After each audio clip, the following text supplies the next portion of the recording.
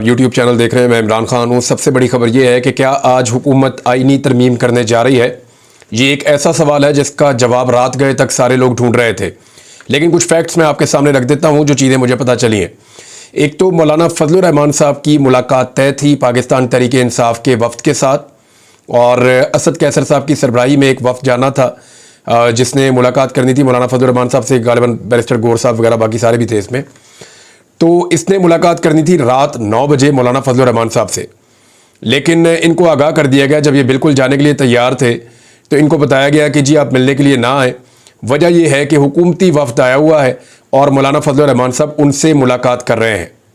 तो एक बात, तो एक फैक्ट तो आप ये ध्यान में रखें। और फिर ये बताया गया कि मौलाना फजलुर रहमान साहब आपसे कल मुलाकात करेंगे, यानी आज के दिन में मुलाकात कर लेंगे। दूसरी बात यह है कि क्या हुकूमत आज आईनी तरमीम लाने जा रही है, तो ये क्लेम ख्वाजा आसिफ साहब ने किया है। हुआ ये है कि आज क्योंकि हफ्ते का दिन है और हफ्ते वाले दिन जो है पार्लियामेंट की छुट्टी होती है, नॉर्मली यहाँ पे सेशन नहीं चल रहा होता, लेकिन छुट्टी वाले दिन भी जब कोई काम करना हो तो फिर तो असम्बली का सेशन आ भी जाता है। आपको याद है जब इमरान खान साहब की हुकूमत गिराई गई थी तो उस दिन भी ऐसी सूरत हाल थी। तो ख्वाजा आसिफ साहब ने क्लेम किया कि तो छुट्टी वाले दिन जो है कौमी असम्बली का इजलास बुलाया गया, फिर सेनेट का इजलास भी बुलाया गया। तो एक तो आप इस बात को अपने जहन में रखें कि अगर तो कोई आईनी तरमीम लानी है फौरी तौर पे, तो ये दो ऊपर नीचे सेशन आ रहे हैं, इनमें हो सकता है, मुमकिन है। लेकिन क्या इतनी उजलत में आईनी तरमीम आ सकती है? तो माजी में ऐसा हमने नहीं देखा कि हुआ हो। 2/3 अक्सरियत इकट्ठी करना, फिर एक आईनी तरमीम को लेकर आना, ये नॉर्मली एक लेंथी प्रोसेस रहा है। इसकी डिबेट्स होती हैं, लोग इसके ऊपर बात करते हैं, इसके ऊपर जो है वो डिस्कशन होती है, उसके बाद एक एक शिक के ऊपर फिर जाके ये आईनी तरमीम होती है। कोई आसान चीज़ नहीं है। जो लॉ मेकर्स हैं वो इसके ऊपर बात करते हैं, लेजिस्लेचर्स जो हैं जिनको आप MNAs कहते हैं या सेनेटर्स कहते हैं। लेकिन पाकिस्तान की तारीख बहुत अजीब है, सियासी तारीख बहुत ही अजीब है। ये चीज़ें अचानक भी हो सकती हैं। ख्वाजा आसिफ का दावा है कि जनाब हमारे नंबर पूरे हो गए हैं, और इसकी बुनियाद के ऊपर उन्होंने ये क्लेम किया कि हम आईनी तरमीम करने जा रहे हैं। जबकि वज़ीर कानून जो हैं उन्होंने ऐसी किसी चीज़ से लाइल्मी का इजहार किया। उन्होंने कहा जी नहीं, आईनी तरमीम हुकूमत आज के दिन में नहीं ला रही। कुछ लोग कह रहे हैं आ रही है, कुछ लोग कह रहे हैं नहीं आ रही है। पाकिस्तान तहरीक इंसाफ कंफ्यूज है। पाकिस्तान तहरीक इंसाफ को अभी भी नहीं पता कि आईनी तरमीम हुकूमत आज ला सकती है या नहीं। जो एजेंडा आया कौमी असम्बली का, उसके अंदर तो आईनी तरमीम का जिक्र नहीं है। लेकिन देखिए बहुत दफ़ा ऐसा हुआ कि एजेंडे पे कोई और चीज़ थी और उस दिन जो है वो अचानक तब्दीली करके कोई और चीज़ सामने आ गई। तो ये कोई मुश्किल बात नहीं है, स्पीकर इसको कर सकते हैं, वहाँ पर जो लोग मौजूद हैं वो इसको कर सकते हैं। पाकिस्तान तहरीक इंसाफ के लोगों ने राब्ता किया है। चंद राब्ते मैं आपको बता देता हूँ। एक, उन्होंने कोशिश की कि कामिल अली आगा साहब से राब्ता हो, और इस बारे में उन्होंने परवेज़ इलाही साहब और मुनिस इलाही साहब से राब्ता करने की कोशिश की कि कामिल अली आगा एक सेनेटर हैं और वो परवेज़ इलाही के ज़्यादा करीब हैं as compared to Chaudhry Shujaat Hussain, तो वो इधर खड़े हो जाएं। लेकिन वो अकेला सेनेटर है काफ लीग का, मुस्लिम लीग काफ का। तो अब देखें कामिल अली आगा साहब कहाँ जाते हैं, लेकिन कभी इम्कान है कि कामिल अली आगा साहब शायद हुकूमत वाले कैंप में चले जाएँ। दूसरा, अख्तर मेंगल साहब से रब्ता किया पाकिस्तान तहरीक इंसाफ के लोगों ने, और बार बार रब्ता किया। तो अख्तर मेंगल साहब के पास 2 सेनेटर्स हैं, और जो उनमें एक है वो आज़ाद खातून है नसीमा साहिबा, और एक वकार साहब हैं। ये दोनों सेनेटर अख्तर मेंगल साहब के से ताल्लुक़ रखते हैं, उनकी पार्टी के हैं। तो इन 2 सेनेटर्स के बारे में अख्तर मेंगल साहब ने कहा जी मैं तो आपको पूरा यकीन दिलाता हूँ कि मैंने इनको मना किया है और मैंने इन पर पूरा दबाव डाला। उन्होंने मुझे यकीन भी दिलाया कि वो कोशिश करेंगे, लेकिन उन पर दबाव बहुत ज़्यादा है। ये भी कहा गया कि एक की जो कोई अलॉटमेंट की ज़मीन है वो कैंसिल की जा रही है, दूसरे की कराची में घर के ऊपर थ्रेट किया जा रहा है, और इन्हें बहुत परेशान किया जा रहा है दोनों सेनेटर्स को। तो जो सेनेटर्स हैं वो भी ज़रा ख़तरे में है। इस तरफ भी 58 की तादाद जो है वो हुकूमत के पास है ANP को मिला के, क्योंकि ANP जरदारी साहब के इशाइये में भी शामिल थे। तो ऐसा लगता है कि ML वली खान साहब और उनकी जमात जो है वो अपने 3 सेनेटर्स के साथ हुकूमत के साथ जाएगी। MQM भी उधर है, बलूचिस्तान अवामी पार्टी भी उधर है, कुछ आज़ाद सेनेटर फैसल वाडा जैसे, मोहसिन नकवी जैसे, 1-2 और हैं, ये सारे उधर ही हैं। तो अगर आप ये सारे इकट्ठे कर लें तो आपको पता चलता है कि 58 की तादाद हुकूमत के पास अपनी है। इनको 64 की तादाद चाहिए जो मेरी इन्फॉर्मेशन है। तो इनको 6 मज़ीद सेनेटर चाहिए। 58 इनके पास हैं। अब 5 फजलुर रहमान साहब के पास हैं, एक जो है कामिल अली आगा साहब इनको मिलते हैं तो ये 59 हो जाते हैं। 2 अगर इनको मिल जाते हैं सेनेटर्स अख्तर मेंगल साहब की पार्टी के तो ये फिर हो जाते हैं 61। फिर भी फजलुर रहमान साहब की इनको ज़रूरत पड़ेगी। फजलुर रहमान साहब ने एक बात की है और ये बात उन्होंने फजलुर रहमान साहब ने ओपनली, उनके लोगों ने ये बात की है। उन्होंने कहा जी हमारे 2 सेनेटर्स पे हमारा कंट्रोल नहीं है, यानी 2 सेनेटर्स ऐसे हैं जो हमारी मर्जी के खिलाफ वोट डाल सकते हैं। लेकिन देखें, क्योंकि डिफेक्शन क्लॉज लग जाती है और सुप्रीम कोर्ट ऑफ पाकिस्तान का एक फैसला मौजूद है, अगर फजलुर रहमान साहब की जो सेनेट के अंदर पार्लिमानी पार्टी है उसके लीडर, और वो एक लेटर आया भी हुआ है मार्केट में, खबरों के अंदर आया हुआ है, वो अगर लिख कर दे देते हैं कि कोई भी सेनेटर वोट नहीं डालेगा तो फिर जो डालेगा उसकी सेनेट की सीट भी जाएगी और उसका वोट काउंट भी नहीं होगा, सुप्रीम कोर्ट ऑफ पाकिस्तान के पुराने फैसले के मुताबिक। ये जो फैसला आया था 2022 में, तो इसको आप जरा क्लियर कर लें कि फजलुर रहमान साहब ने फिर भी कहा कि मेरे 2 सेनेटर हैं वो ऐसा कर सकते हैं। अगर उन्होंने कहा है तो फिर इसका मतलब है कि वो कर भी सकते हैं। तो एक आधे वोट का फर्क है। सेनेट के अंदर अगर फजलुर रहमान साहब साथ दें हुकूमत का तो फिर उनके नंबर पूरे हो जाते हैं। कौमी असम्बली के अंदर सिचुएशन क्या है? कौमी असम्बली में पाकिस्तान तहरीक इंसाफ के जीते हुए आज़ाद उम्मीदवारों के बगैर मुमकिन नहीं है। अभी तक एक सीट और जीत ली है हुकूमत ने धांधली करके। जनूबी पंजाब में अभी पीपल्स पार्टी को जितवाई गई है वो सीट बड़े लंबे मार्जिन से। अब तो मार्जिन भी बहुत लंबे होते हैं, अब तो फॉर्म 47 नहीं फॉर्म 45 भी तैयार करवाया जाता है पहले से ही। तो सबको पता था कि क्या होगा इलेक्शन में, इलेक्शन कमीशन को भी पता था, सबको पता था। तो वहाँ पे पीपल्स पार्टी को जिताया गया, तो एक सीट इनके पास और आ गई।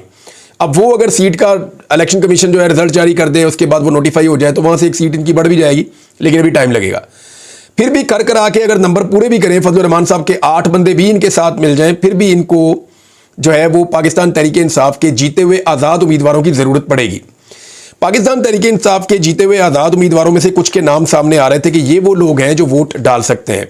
कुछ लोग कह रहे थे रियाज फतेहाना, फिर पता चला वो पाकिस्तान में नहीं है, क्लेम किया गया। कुछ लोग कह रहे थे जी कि जो बलोच साहब अगवा हुए हैं उनके बारे में, लेकिन उनके बारे में भी अजीब अजीब बातें आ रही हैं सामने। फिर कुछ लोग मुबारक ज़ेब साहब के बारे में कह रहे थे। मुबारक ज़ेब साहब बार बार एक ही बात कह रहे हैं कि मैं अपने इलाके के लोगों से उनके मफाद में फ़ैसला करूंगा, उनसे मशवरा करूंगा, मैं इमरान खान का साथी हूं। लेकिन वो कैटेगोरिकली उन्होंने ये जुमला नहीं कहा कि मैं किसी भी आईनी तरमीम के हक़ में कभी वोट नहीं डालूंगा। ऐसा कैटेगोरिकली उन्होंने नहीं कहा। वो गोल मोल बात करते हैं लेकिन हुकूमत से कहते हैं कि मुझे हक़ दो। मेरे ख्याल में वो इस सिचुएशन को इस्तेमाल कर रहे हैं थोड़ा सा दबाव डालने के लिए सूबाई हुकूमत के ऊपर कि उनको फंड शंड मिल जाए, ज़रा वो अपने इलाके के अंदर थोड़ी फंडिंग शंडिंग हो जाए, उनको बोरियों का मुंह खुल जाए। थोड़ा सा ये होता है तमाम MNAs को कि जनाब मेरे इलाके में फ़ंड आ जाए, मैं काम शाम कराऊँ, मेरा नाम बन जाए, या को मैं मनसूबे वगैरह ले लूँ, इस तरह की चीज़ होती है। लेकिन वो इस मौके को इस तरह इस्तेमाल कर रहे हैं और मैं अपने इलाके के मफाद में फ़ायदे में करूँगा, हुकूमत मेरे साथ ज़्यादती ना करे। लेकिन कैटेगोरिकली वो ये नहीं कह रहे कि मैं किसी सूरत भी इस हुकूमत की आईनी तरमीम के अंदर वोट कभी नहीं डालूंगा, ऐसा उन्होंने नहीं कहा। कुछ और लोगों के भी नाम सामने आ रहे हैं, लेकिन उनमें से कुछ लोग पाकिस्तान से बाहर हैं। ये बात तो बिल्कुल ठीक है। साहबजादा फैमिली जो है, जो जंग से हैं, अमीर सुल्तान साहब और महबूब सुल्तान साहब, इनका कोई लोग नाम ले रहे थे। तो अभी उनके कुछ लोगों ने मेरे से रब्ता किया, उन्होंने कहा जी कि वो तो पाकिस्तान में नहीं है और वो कुछ जल्दी आ भी नहीं रहे। उनका ये बकौल, उनका ये कहना था। तो अब मामला ये है कि क्या आज कानून साजी हो सकती है और क्या फजलुर रहमान साहब वोट हक में डालेंगे? तो चंद चीज़ें मैं आपके सामने रख देता हूँ, इन चीज़ों को आप जहन में रखेंगे तो आपको आइडिया हो जाएगा। एक तो ये है कि 2 बजे पाकिस्तान तहरीक इंसाफ की अपनी मीटिंग है कि अगर आज कानून साजी होती है या आईनी तरमीम होती है तो हमें करना क्या है। 2 ऑप्शन है, या तो वहाँ पे शोर मचाएं, एक्सपोज करें, या फिर बाइकआउट करके इस सिस्टम का हिस्सा ना बने और वो ये कहेंगे जी हम इसका हिस्सा नहीं बनते, हम यहाँ से निकल कर बाहर जा रहे हैं। 3 बजे इजलास शुरू किया जा रहा है। अब वो कौन सी चीज़ें हैं जो करने की कोशिश की जाएगी, इससे पहले आप ये देख लेंगे फजलुर रहमान साहब के मौक़िफ़ में जो थोड़ा ट्विस्ट आया वो है क्या। नंबर 1, फजलुर रहमान साहब पहले ये कहते थे कि ये फॉर्म 47 पे बनी हुई जाली असम्बली है, ये जाली मैंडेट वाली असम्बली है, ये असम्बली लिजिटिमेट है ही नहीं। लेकिन फिर हमने देखा थोड़े दिन पहले फजलुर रहमान साहब ने स्टेटमेंट दिया कि जनाब फॉर्म 45 और 47 वाला ही मामला चलेगा, अब ये असम्बली यही चलेगी। यानी उन्होंने लिजिटिमेट कर दिया कि ठीक है यार, जैसी भी है, झूठी है सच्ची है, ये असम्बली अब चलनी है। वो जो नए इलेक्शंस का वो बार बार कहते थे, दावा करते थे और वो कहते थे होना चाहिए, वो उन्होंने नहीं कहा। तो क्या एक ऐसी असम्बली जिसका मैंडेट जाली है उसको आईनी तरमीम करनी चाहिए और फजलुर रहमान साहब को उस तरमीम का हिस्सा बनना चाहिए? तो यहां फजलुर रहमान साहब ने एक शिफ्ट थोड़ा सा चेंज किया अपना गियर। दूसरा, फजलुर रहमान साहब ने एक्सटेंशन के ऊपर तो ना बोली है, लेकिन अदलिया में इस्लाहात के ऊपर उन्होंने ना नहीं बोली। यानी एक जाली मैंडेट वाली भी अगर हुकूमत या असम्बली अदलिया में इस्लाहात लेकर आती है अपने फायदे के लिए तो फजलुर रहमान साहब को कोई एतराज़ नहीं होगा, फिलहाल जो चीज़ें सामने आ रही हैं। लेकिन क्या फजलुर रहमान साहब वोट डालेंगे, अभी मैं ये नहीं कह सकता कुछ भी, क्योंकि देखिए पाकिस्तान तहरीक इंसाफ की दोबारा फजलुर रहमान साहब से मुलाकात होनी है। चंद घंटे में खबर आती है फजलुर रहमान साहब उधर वोट डाल रहे हैं, चंद घंटे में आती है कि नहीं डाल रहे। पाकिस्तान तहरीक इंसाफ के कई ऐसे एमएनएज हैं जिनकी इज्जत इस बात पर टिकी हुई है कि फजलुर रहमान साहब वोट डाल दें तो उनकी इज्जत बच जाती है। अगर फजलुर रहमान साहब ने नहीं डाला तो फिर इनको डालना पड़ जाएगा वोट, और जब ये वोट डालेंगे तो इनकी सियासत, इनकी इज्जत, ये इसका क्या बनेगा ये मैं नहीं जानता, क्योंकि हल्के के अंदर लोग बहुत गुस्से में, और लोगों ने एक ही बात करके वोट दिया था कि आपने इमरान खान का साथ देना है, उसको नहीं छोड़ना, वोट हम आपको दे रहे हैं, हमें और कुछ नहीं चाहिए। ये मुझे सारे एमएनएज ने बताई ये बात। अच्छा, एक और चीज है कि ये जो आईनी तरमीम है इसको अभी तक खुफिया रखा गया है, अभी इसके सारे मंदरजात सबके सामने नहीं है। पाकिस्तान पीपल्स पार्टी के लोगों से रब्ता हुआ तो उन्होंने कहा जी हमें तो पता ही नहीं है कि आईनी तरमीम किस चीज़ के ऊपर होने जा रही है, हमने खबरों में ही सुना है, या कोई वजीरों के मुंह से सुन लिया, या कोई इधर से उधर से कोई खबर निकल के आ गई।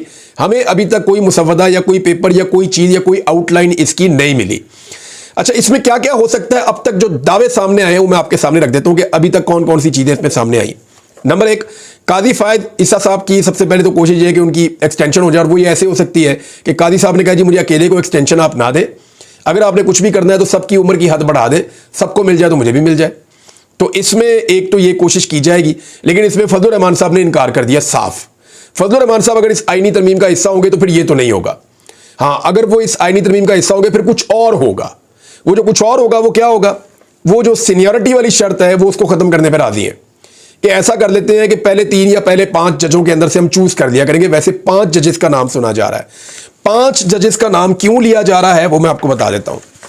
जो पहले 3 जजेस हैं ना, मंसूर अली शाह साहब, मुनीब अख्तर साहब और याह्या अफरीदी साहब, इन तीनों के बारे में हुकूमत की राय ठीक नहीं है, क्योंकि ये तीनों वो जजेस हैं जिन्होंने फैसला लिखा मखसूस नशिस्तों का काजी फायद ईसा साहब की राय के खिलाफ। इसके बाद जस्टिस अमीनुद्दीन खान साहब और जस्टिस जमाल खान मंदोखेल साहब, ये 2 जज साहिबान।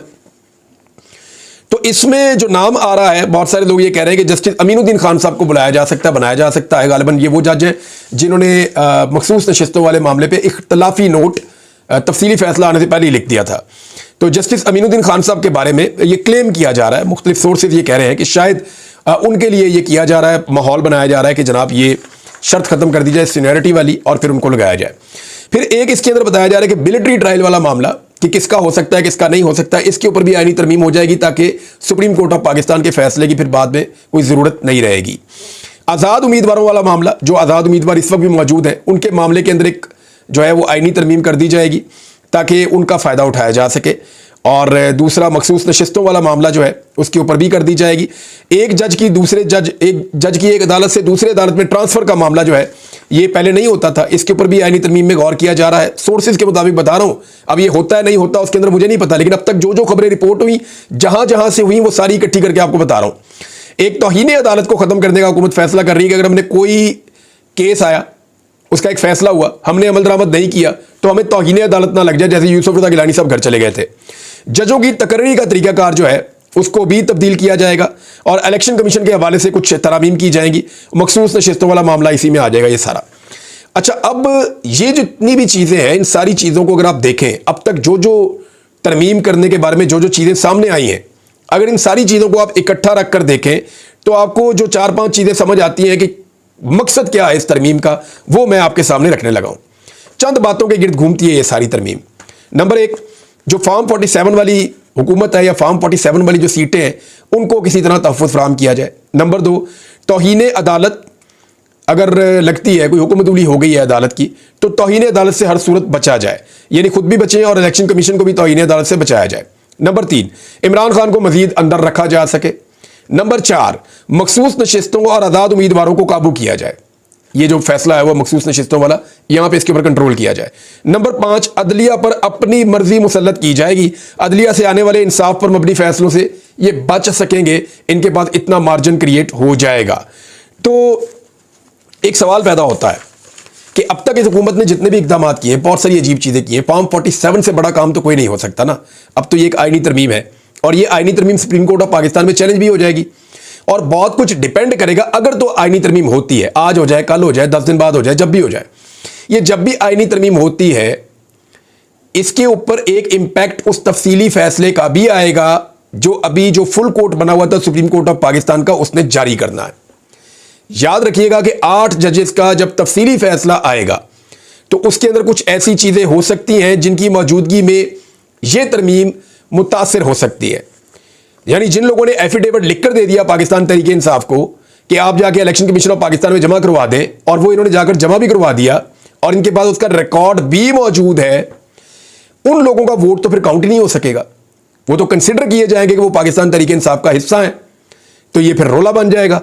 तो इस हवाले से जो मखसूस नशिस्तों के बारे में तफसीली फैसला आना है वो इस आईनी तरमीम से अगर पहले आता है तो सिचुएशन कुछ और है, बाद में आता है तो आईनी तरमीम पे इफेक्ट भी कर सकता है। फिर दोबारा से इसके ऊपर जो है वो अब कादी फायदी साहब को अगर ये इख्तियार दे देती है तरमीम कि 3 जजेस की कमेटी बेंच नहीं बनाएगी, एक ही जज बनाएगा जो चीफ जस्टिस होगा, तो फिर कादी फायदी साहब अपनी मर्जी का बेंच भी बना सकते हैं दोबारा जब इसके ऊपर एक अपील में जाएं तो तरमीम तो लागू हो जाएगी। तो ये बड़ा अजीबोगरीब सिनेरियो आ रहा है। लेकिन इसमें चंद सवालात मेरे ज़हन में आ रहे थे कि अब तक हुकूमत ने जो भी कोई गेम किए ना, उल्टा इनको नुकसान हुआ, और हुकूमत को नुकसान हुआ या नहीं हुआ, पाकिस्तान को नुकसान ही हुआ। क्या इससे पाकिस्तान में माशी सरगर्मियाँ तेज़ हो जाएंगी? क्या इससे पाकिस्तान में सियासी इस्तेहकाम आ जाएगा?